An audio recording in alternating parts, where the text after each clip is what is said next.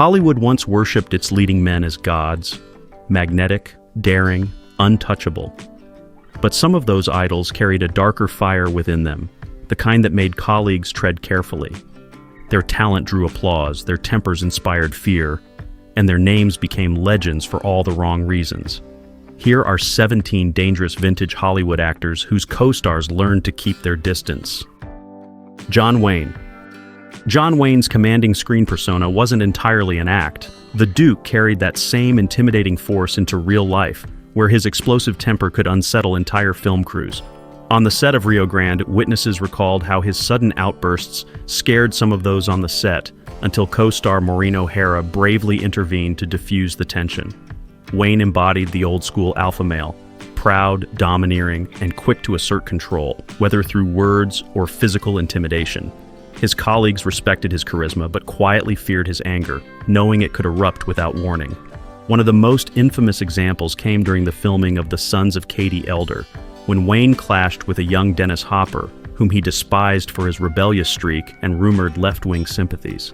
According to crew accounts, Wayne grabbed a gun prop and stalked through the set, shouting, "Where is that commie hiding?"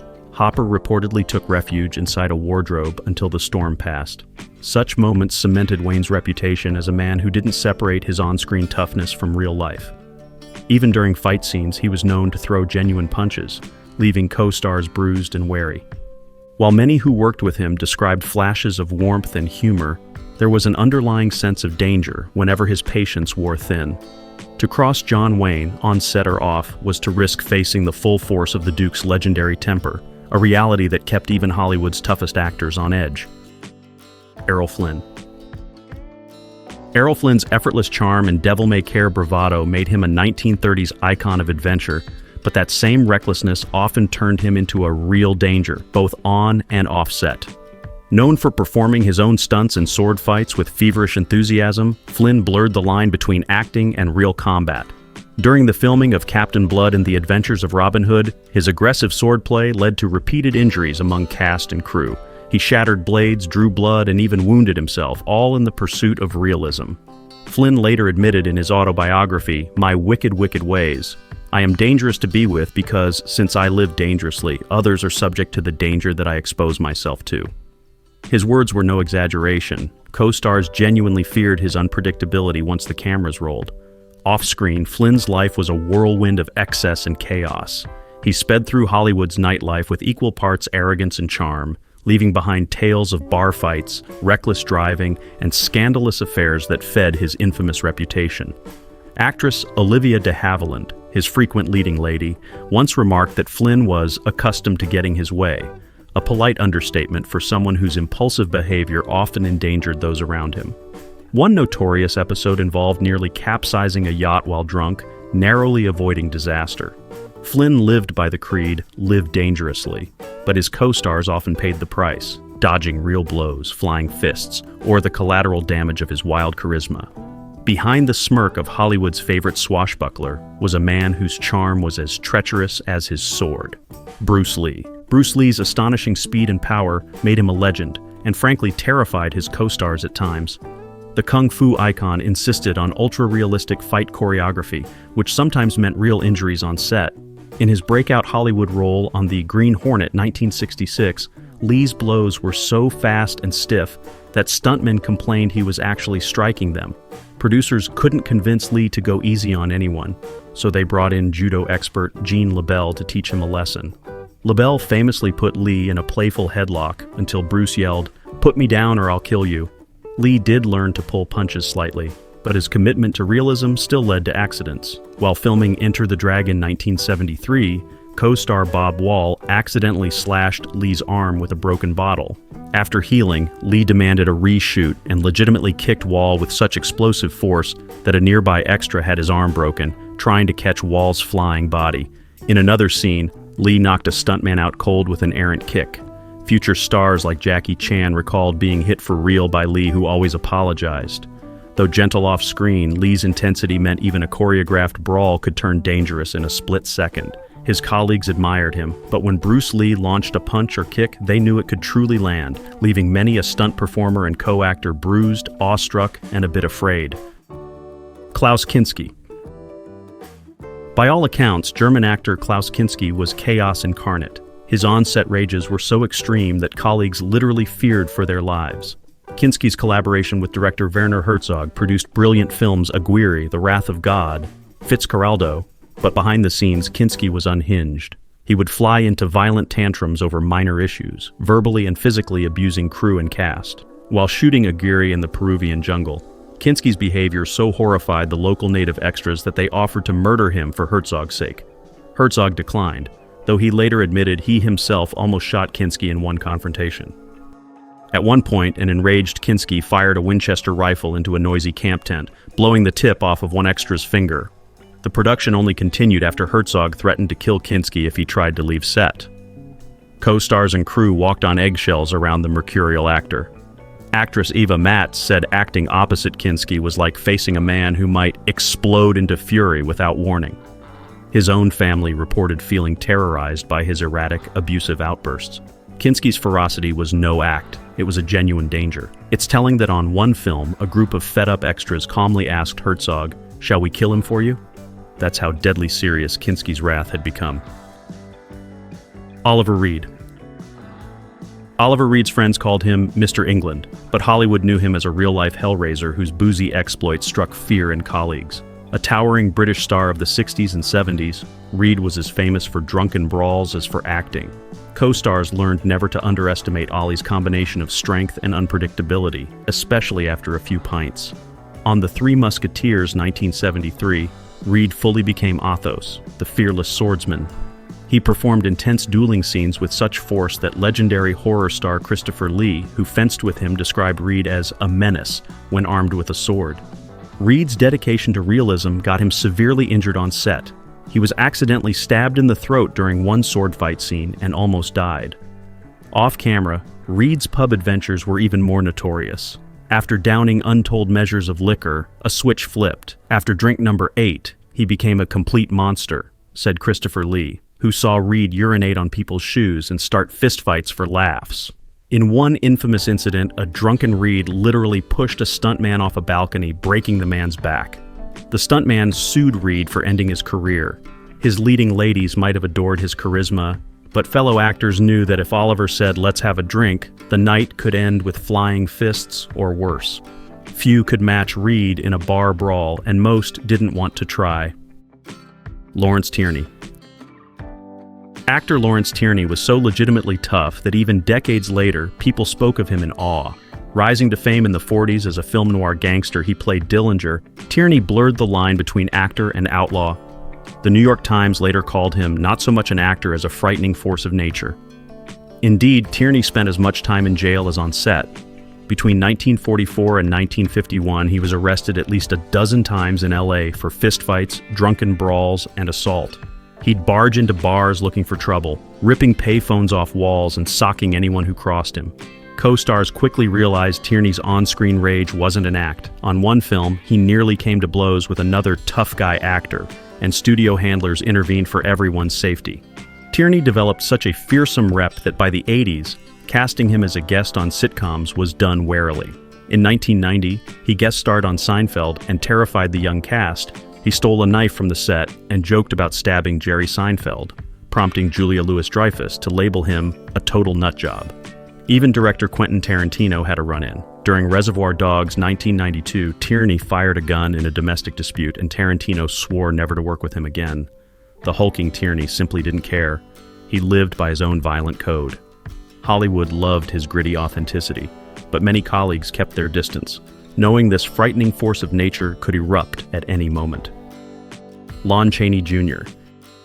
As Universal's famed Wolfman, Lon Chaney Jr. often played monsters, and after hours he fought some real ones, chiefly the bottle. Chaney Jr. was well-liked sober, but when drunk he became unpredictably aggressive, to the point that co-workers grew anxious. In the 1940s, he and fellow actor Broderick Crawford earned the nickname The Monsters on the Universal lot due to their drunken rampages. The pair would wander the studio in an inebriated haze, starting fights and raising hell. Chaney's sheer size, a burly 6'2", made these outbursts dangerous. Crew members knew not to confront him when he was on a bender. On one film, a tipsy Chaney nearly strangled a stunt partner during a scripted fight, forgetting to pull his blows. In another incident, Chaney, playing Lenny in Of Mice and Men, clung so hard to a co-star in an emotional scene that she fainted, blurring the line between performance and real harm. Behind the scenes, Chaney's alcoholism created a volatile work environment. Apparently, studio security had to track down hidden liquor bottles to keep him functional. Co-star Evelyn Ankers once reported Chaney chased her with intent to do harm during a dispute, and she avoided him thereafter. It's tragic because Chaney Jr. was otherwise kind-hearted. But those dark moods and liquid courage turned the gentle giant into something out of a horror movie, leaving colleagues walking on eggshells lest they trigger the wolfman within. Dennis Hopper. Dennis Hopper embodied the counterculture ethos on film Easy Rider, but his off-screen antics were anything but mellow. By the late 1960s to 70s, Hopper's drug-fueled craziness made him one of the most feared and sometimes despised actors in Hollywood. He feuded with directors, fired guns on set, and indulged in what he called cocaine for breakfast. Fellow actors never knew what Dennis might do next. During the last movie, 1971, Hopper's on-location excesses nearly destroyed a small Peruvian town. He led wild parties that resulted in explosions and chaos. Co-stars and crew feared his erratic decisions. One infamous confrontation occurred early on. Hopper was originally set to act in Easy Rider alongside Rip Torn. At a pre-production dinner, Hopper and Torn got into a heated argument, and Hopper pulled a knife on Torn. Torn disarmed him, but the incident scared everyone present and cost Rip Torn the role he was deemed too disruptive, ironically. Decades later in a lawsuit, a judge confirmed Hopper was the aggressor, wielding a blade in a drunken rage. Hopper's on-set behavior could be just as alarming. He once demanded a live dynamite stick to film a scene on Apocalypse. Now he was so strung out he had to be fed lines one at a time. Even veteran colleagues like John Wayne bristled at Hopper's presence. Wayne threatened to kill Hopper, as mentioned earlier, because he saw him as a radical threat. In short, Dennis Hopper's brilliant but berserk energy made him the kind of actor whose co-workers watched warily, one eye on the scene, the other on whatever crazy thing Dennis might do next. Wallace Beery. On screen, Wallace Beery often played lovable lugs, but off-screen he had a mean streak that frightened colleagues, especially those smaller or more vulnerable. Beery was a huge star in the 1930s, an Oscar winner, yet many who worked with him despised him for his bullying behavior.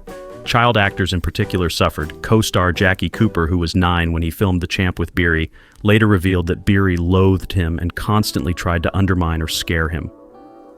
On set, Beery would pinch the child or accidentally step on his toes to make him cry for scenes. He even allegedly gave Cooper a hot foot as a prank. Beery's reputation for cruelty extended beyond kids. Rumors swirled that he was involved in the mysterious 1937 death of comedian Ted Healy, though never proven. Whispers of a drunken assault by Beery and others persisted. What's documented is Beery's violent clash with actor George Raft. While filming The Bowery 1933, Beery insisted on throwing a real punch in their fight scene. With one massive blow, he knocked Raft out cold on camera. When Raft came to, he was so enraged he tried to attack Beery for real, and the crew had to restrain Raft to protect Beery's life. That episode revealed Beery's true colors. He didn't mind genuinely hurting a co-star if it made him look tough. Clark Gable and others reportedly hated Beery for his coarse, selfish conduct. Though audiences loved his gruff charm, those on the inside knew the truth. Wallace Beery could be a real brute, and many colleagues feared becoming his next target. Rip Torn. Rip Torn was an actor of tremendous talent and tremendous temper. In the 1970s, Torn gained a reputation as one of the most volatile figures in the business, a man who might explode without warning. Case in point, the notorious on-camera brawl between Torn and writer-director Norman Mailer during the semi-improvised film Maidstone, 1970. In the middle of a scene, Torn suddenly attacked Mailer with a hammer, striking him in the head on film. A shocked Mailer responded by biting a chunk out of Torn's ear, and the two men grappled in the dirt, actually trying to injure each other as cameras rolled. It's still unclear how much was planned versus real, but one thing's certain: Torn did not care about anyone's safety, including his own. The crew captured the entire brutal fight, blood and all, which has since become underground film legend. That wasn't Rip Torn's only frightening altercation. He was originally considered for Jack Nicholson's role in Easy Rider, until a pre-shoot argument where Dennis Hopper said Torn pulled a knife. Torn insists Hopper pulled the knife and nearly came to blows. The incident scared everyone present and led to decades of bad blood. Colleagues describe Rip as brilliant but terrifyingly mercurial. Actor Alec Baldwin recalled hearing insane stories of violence from Torn while working with him. Indeed, even in his later years, Torn made headlines for drunkenly breaking into a bank with a loaded gun, thinking it was his home. Few could predict what Rip Torn might do next, which is why many co-stars kept a wary distance. When that wild look glinted in Torn's eye, you knew things on set could get very real, very fast. Marlon Brando. Marlon Brando revolutionized acting with his method intensity, but occasionally he crossed lines that left co-stars traumatized.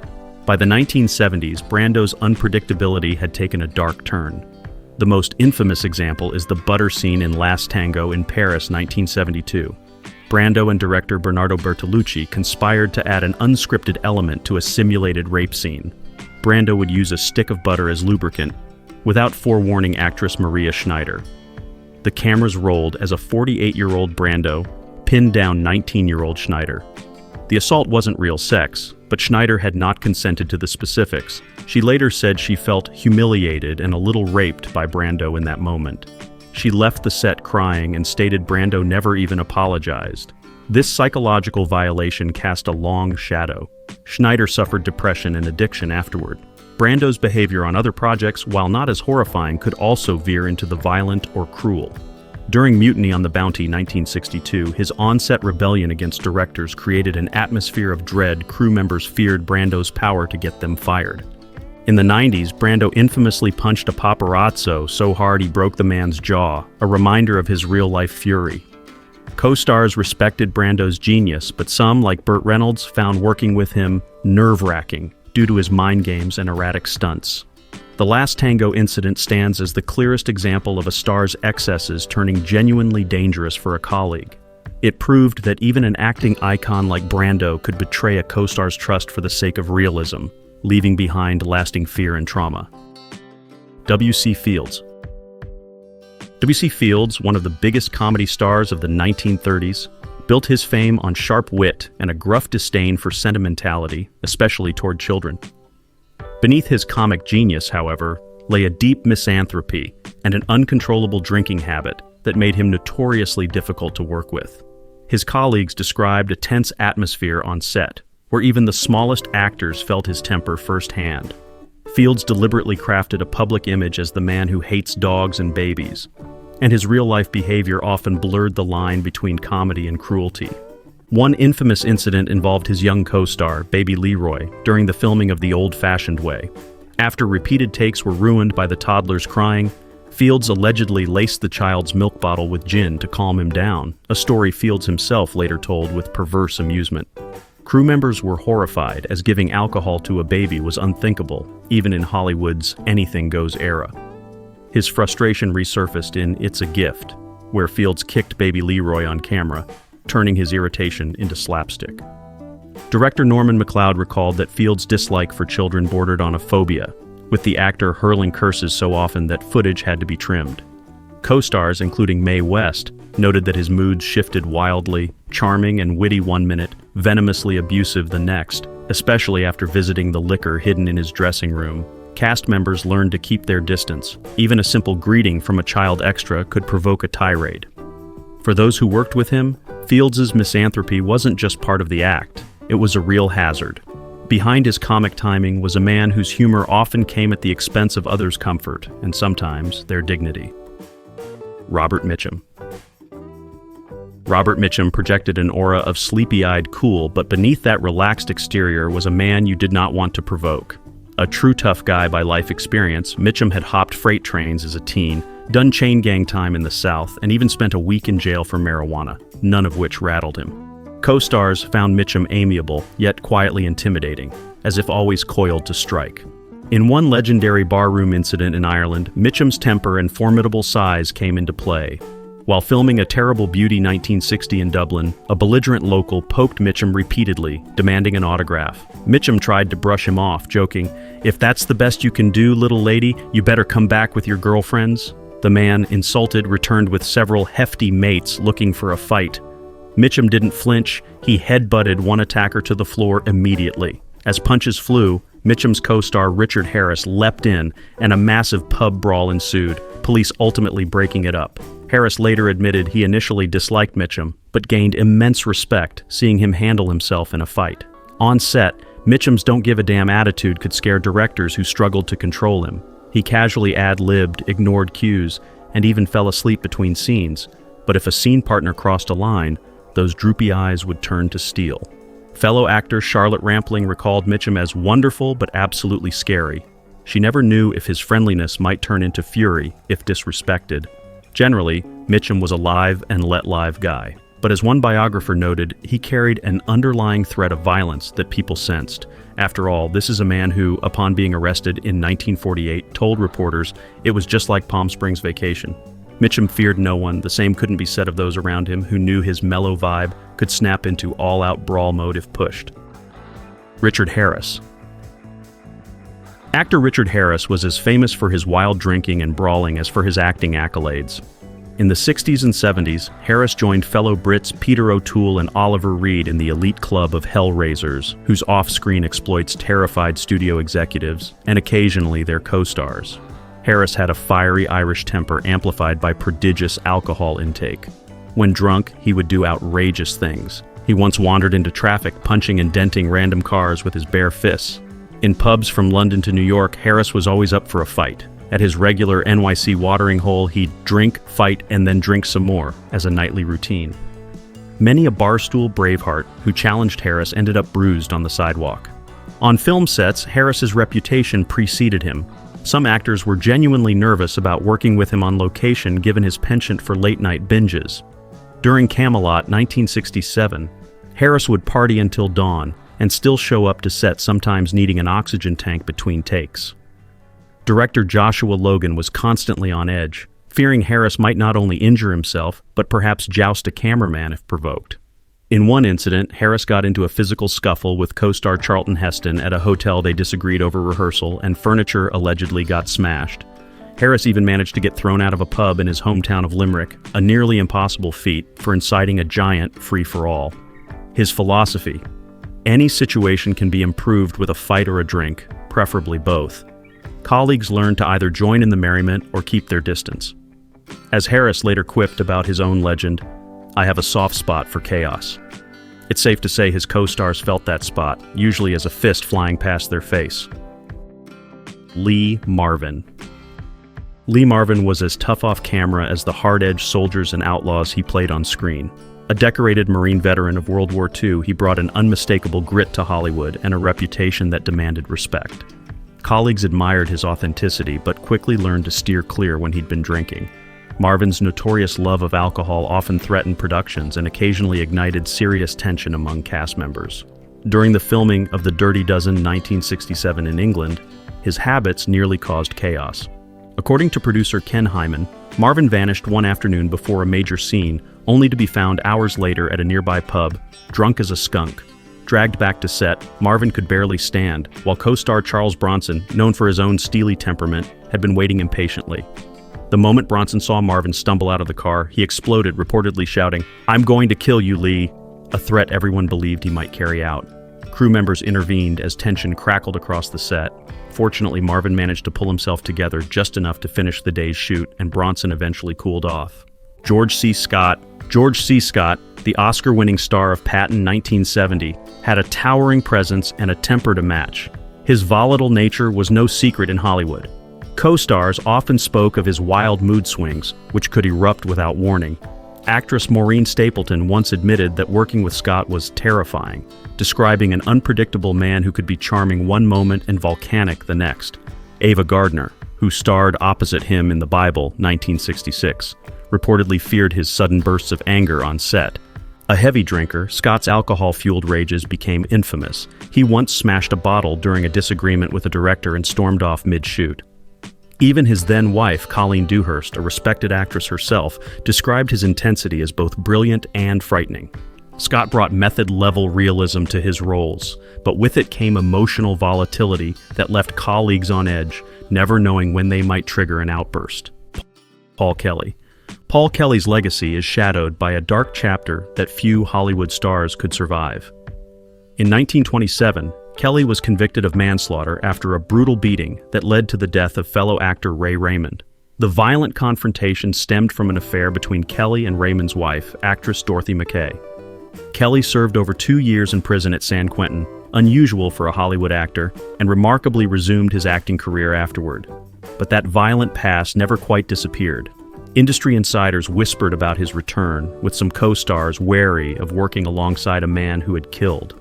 Though he delivered strong performances in 1940s crime dramas and noir films, his off-screen reputation made for tense sets. Crew members kept interactions polite and directors treaded carefully. Kelly's quiet intensity on screen mirrored a man whose real-life rage once turned fatal.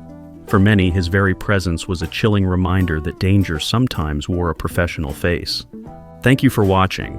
If these stories left you surprised by the darker side of Hollywood's most famous faces, don't forget to like, subscribe, and share your thoughts below.